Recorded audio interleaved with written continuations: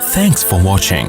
Don't forget to like, comment, share and subscribe to Mufti Tariq Masood, famous scholar. تو ایسی medicine بھی دیتے ہیں ڈاکٹر.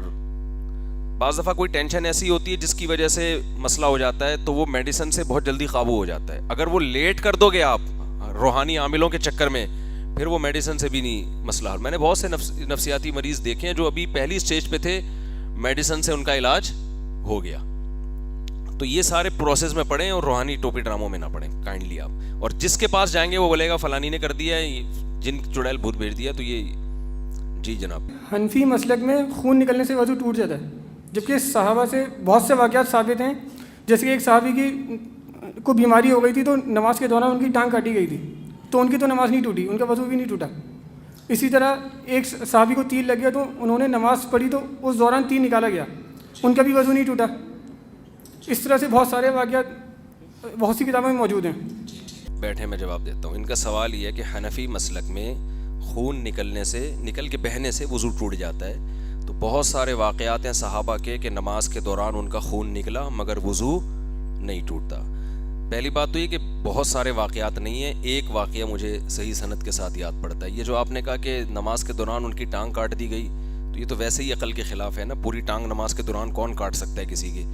یہ واقعہ ہے کہ صحابہ کو نماز کے دوران تیر لگا, یہ صحیح حدیث ہے, اور تیر لگ کے بہتا رہا ہے خون اور وہ نماز پڑھتے رہے ہیں. یہ واقعہ صحیح ہے. اس پر ایک بہت بڑا اشکال ہوتا ہے کہ وہ ان کا تو وضو نہیں ٹوٹا تو حنفیوں کا کیوں ٹوٹ جاتا ہے, ٹھیک ہے نا. اس کا جواب یہ کہ اس حدیث یہ بالاتفاق منسوخ ہے. وجہ اس کی یہ ہے کہ امام شافعی رحمہ اللہ تعالی جو کہتے ہیں خون نکلنے سے وضو نہیں ٹوٹتا, خون کو ناپاک وہ بھی مانتے ہیں.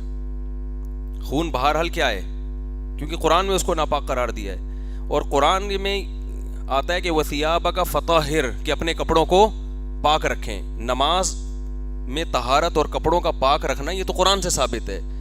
اللہ بغیر طہارت کے نماز قبول نہیں کرتے.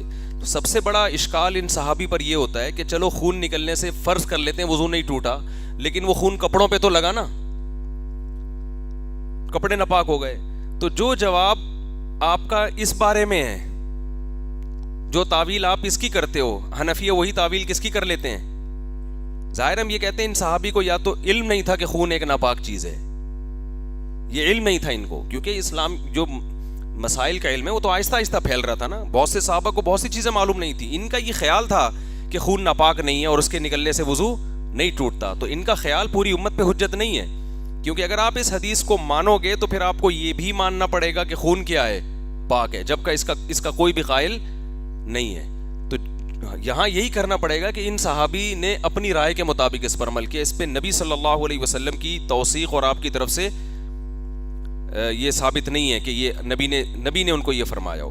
اور رہا یہ کہ حنفیہ جو اس کے قائل ہیں کہ خون نکلنے سے وضو ٹوٹتا ہے, اس کی مضبوط دلیل ہے, صحیح حدیث ہے کہ ایک صحابیہ نبی کے پاس آئیں اور کہا کہ مجھے بہت زیادہ بلیڈنگ ہوتی ہے, یعنی حیض کے علاوہ بھی ہوتی ہے. تو آپ نے فرمایا انما ذالک دم عرق, یہ ایک رگ کا خون ہے, لہذا جب بھی یہ نکلے تو آپ وضو کر لیا کریں.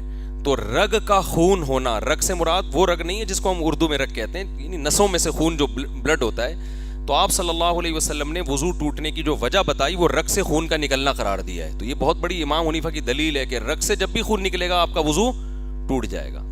چلیں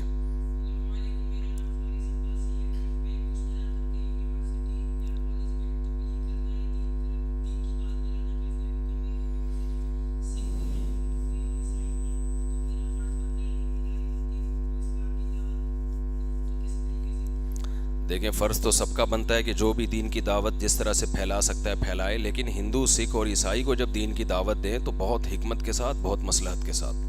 ایسے ڈائریکٹ کسی کو کہنا کہ تم مسلمان ہو جاؤ, اس سے انسان ضد میں آتا. آپ جو پراپر اسٹڈی کر کے جائیں, جو اسلام پہ اعتراضات ہوتے ہیں ان اعتراضات کا آپ جواب دیں, تو وہ خود بخود سمجھتے چلے جائیں گے کہ اسلام برحق ہے, اور پراپر وے میں, بہت مثبت انداز میں. تو اس طرح سے کام کریں, ادروائز آدمی خاموش رہے تو پھر زیادہ اچھا ہوتا ہے. تو کوشش کریں اس طرح سے. یونیورسٹی میں تو کام کرنے کی بہت شدید ضرورت ہے. جی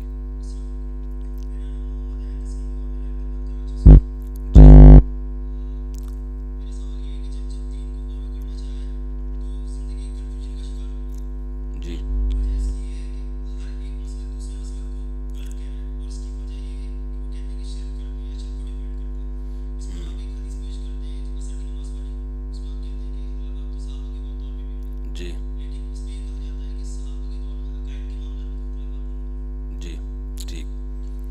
ان کا سوال یہ ہے کہ صحابہ کے دور میں بھی اختلافات ہوئے ہیں لیکن فروعی مسائل میں ہوئے نا, عقیدے میں تو اختلافات نہیں ہوئے.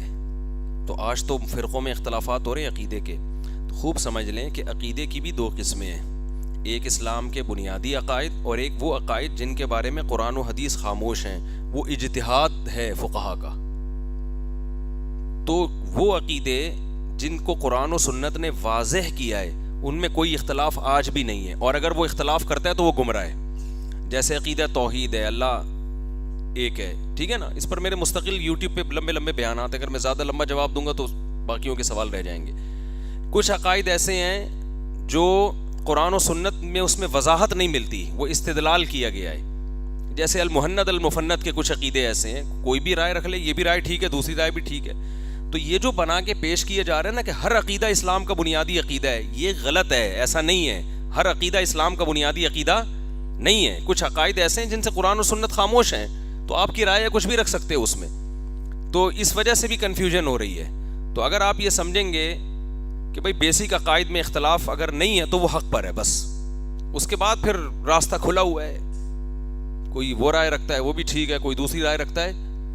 جیسے ہمارا یہ عقیدہ ہے کہ نبی کی مٹی جو آپ کے جسم کو چھوتی ہے وہ عرش سے افضل ہے. اس پہ بہت سارے دلائل ہیں, وہ تو ہمیں بات نہیں کرنی تھی محترم نے. تو پھر ہم نے کہا کیونکہ میری نظر میں یہ عقیدہ اتنا اہم ہے ہی نہیں کہ میں اس پہ بیٹھ کے گھنٹوں گھنٹوں بیانات کروں, ٹھیک ہے نا. لیکن اگر کوئی عقیدہ رکھتا ہے کہ نہیں جی عرش افضل ہے قبر سے, تو بھی کچھ بھی نہیں ہوتا اس سے, تو بھی کوئی ایسی ٹینشن کی بات نہیں ہے. ہاں, یہ عقیدہ رکھنا کہ اللہ سے نبی افضل ہو گئے ہیں, یہ غلط ہے. نبی کو ایسا مقام دے دینا کہ اللہ کے برابر کر دینا. تو اللہ کی ایک مخلوق ہے عرش اور ایک مخلوق ہے مٹی, تو اللہ کی ایک مخلوق کو دوسری مخلوق پر فضیلت دینے سے یہ لازم نہیں آتا کہ آپ اللہ نبی کو اللہ پہ فضیلت دے رہے ہیں. گڑبڑ یہاں سے آ رہی ہے. باقی جو مسئلہ ہے نا کہ اتنے سارے فرقوں میں کریں کیا, اس پر میں کئی بار بیان کر چکا ہوں کہ کل بدعت ضلالہ, ہر نئی چیز کیا ہے بدعت. صدیوں سے جو چلا آ رہا ہے نا اس کو چینج کرنے کی کوشش نہ کریں, چاہے وہ قرآن و سنت کا کیسا ہی لیبل لگا دے اس پہ, جو صدیوں سے چلا آ رہا ہے. کیونکہ حدیث میں آتا ہے امت گمراہی پہ جمع نہیں ہو سکتی. جو بھی آپ کو جمہور سے ہٹا رہا ہے, پوری امت سے ہٹا رہا ہے, کتنا ہی اچھا لیبل لگا کے, وہ کبھی بھی سیدھے راستے پر نہیں ہو سکتا.